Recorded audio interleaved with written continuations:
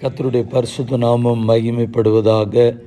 21/2/2026 சனிக்கிழமை, புதிய நாள், புதிய கால வேளைக்காக கர்த்தரை நன்றியோடு துதிக்கிறேன், ஸ்தோத்திரிக்கிறேன்.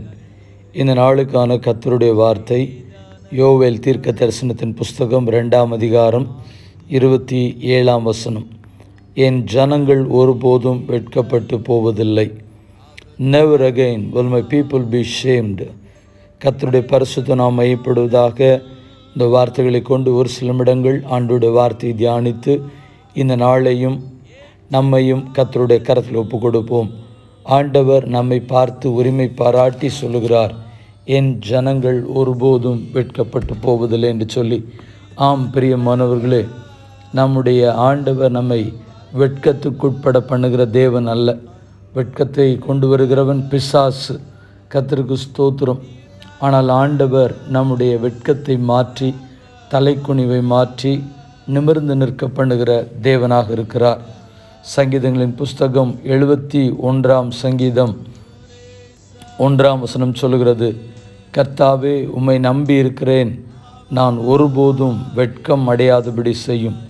கர்த்தரை நாம் முழு மனதோடு கூட நம்பும் பொழுது ஆண்டவர் நமக்கு விரோதமாய் எந்த காரியங்களும், வெட்கம், அவமானம், நிந்தை, பழிச்சொற்கள் நம்முடைய வாழ்க்கையில் ஏற்படாதபடிக்கு கர்த்தர் தம்முடைய ஜனங்களை பாதுகாப்பதற்கு காரணம், நம்ம ஆண்டவரை நம்பும் பொழுது ஆண்டவர் நம்மை வெட்கத்துக்குட்படுத்துகிறவர் அல்ல, வெட்கத்திற்கு நீங்களாக்கக்கூடிய ஆண்டவர். சங்கீதம் புஸ்தகம் 119ஆம் சங்கீதம் 6ஆம் வசனம் சொல்கிறது, நான் உம்முடைய கற்பனைகளெல்லாம் கண்ணோக்கும்போது வெட்கப்பட்டு போவதில்லை. ஆண்டவருடைய வார்த்தையை கர்த்தருடைய ஜனங்களாகிய நாம் பிடித்து வாழும் பொழுது கர்த்தருக்கு மகிமை உண்டாகட்டும். ஆண்டவர் நம்முடைய வாழ்க்கையில் வர இருக்கிற எல்லா தீமைகளுக்கும் விலக்கி மறைத்து பாதுகாத்து கொள்வார். கர்த்தருக்கு மகிமை உண்டாவதாக. ஆண்டவருடைய வார்த்தை தீர்க்க தரிசனமாய் சொல்லப்பட்டிருக்கிறது. செப்பனியாவின் புஸ்தகம் 3ஆம் அதிகாரம் 19ஆம் வசனத்தில், இதோ அக்காலத்திலே உன்னை சிறுமைப்படுத்தின யாவரையும் தண்டிப்பேன், நொண்டியானவனை ரட்சித்து தள்ளுண்டவனை சேர்த்து கொள்வேன்.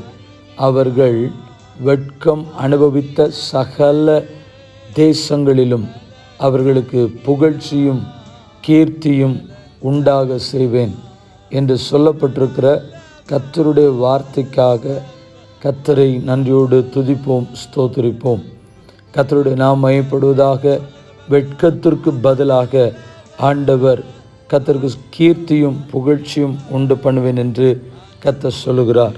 கிறிஸ்துக்குள் மிகவும் பிரியமானவர்களே, ஒருவேளை கடந்த கால வாழ்க்கையில் நீங்கள் ஒருவேளை நிந்தைகள், அவமானங்கள், பழிச்சொற்களை உங்களுடைய வாழ்க்கையில் சந்தித்திருக்கலாம். ஒருவேளை உங்களுடைய அறியாமையினாலோ, அல்லாவிட்டால் உங்களுடைய பலகீனத்தினாலோ, உங்களுடைய வீழ்ச்சிகளினாலோ நீங்கள் வெட்கத்தை அனுபவித்திருக்கலாம். ஆண்டவர் அந்த நிலைமையிலே உங்களை வைக்கிறவர் அல்ல, அந்த நிலைமையிலிருந்து உங்களை தூக்கி எடுக்கிற ஆண்டவராக இருக்கிறார். கர்த்தருக்கு ஸ்தோத்திரம் உண்டாகட்டும். நாம் கண்களை மூடி ஜெபிப்போம். பரிசுத்தமுள்ள தேவனே, இந்த ஆசீர்வதிக்கப்பட்டதான புதிய நாள் கால வேளைக்காக நன்றி செலுத்துகிறோம். ஒவ்வொரு நாளும் எங்களை ஆச்சரியமாய் அற்புதமாய் நடத்துகிறவர். இந்த நாளிலும் உம்முடைய கிருபைகள் மத்தியில் வெளிப்பட்டு எங்களுடைய வாழ்க்கையில் ஆண்டவரை சந்தித்த எல்லா வெட்கம், அவமானம், நிந்தை, பழிச்சொற்களுக்கு எங்களை நீங்களாக்கி கீர்த்தியும் புகழ்ச்சியும் உண்டு பண்ணுவதற்கு எங்கள் தேவனாக்கத்த நல்லவராய் இருக்கிறபடினால் நன்றியோடு துதிக்கிறேன், ஸ்தோத்திரிக்கிறேன். தொடர்ந்து இந்த நாளையும் இந்த வாரத்தின் இறுதி நாளையும் ஆசீர்வதித்து ஆசீர்வாதமான பாதைகளில் எங்களை நடத்த உம்முடைய கரங்களுக்கூட ஒப்பு கொடுத்து ஜெபிக்கிறோம். எங்கள் பரிசுத்தமுள்ள நல்ல பிதாவே, ஆமென். வாழ்த்துக்களுடன் ஜெபங்களுடன் pastor Jebadas. WhatsApp 9345353730. May Jesus bless you all. ஆமென். நேற்றைய தினத்தில் கேட்கப்பட்டிருந்த கேள்வியும் அதற்கான பதிலும், நான் உங்களை கற்புள்ள கன்னிகையாக கிறிஸ்து எனும் ஒரே புருஷனுக்கு ஒப்பு கொடுக்க நியமித்தபடியால் உங்களுக்காக தேவ வைராக்கியம் கொண்டிருக்கிறேன். யாரிடத்தில் சொன்னது? ஆவியானவர் பவுலை கொண்டு தேவனுடைய சபைக்கும் அகாய நாடெங்கும் உள்ள எல்லா பரிசுத்தவான்களுக்கும் சொன்னது. 2 கொரிந்தியர் 1:1.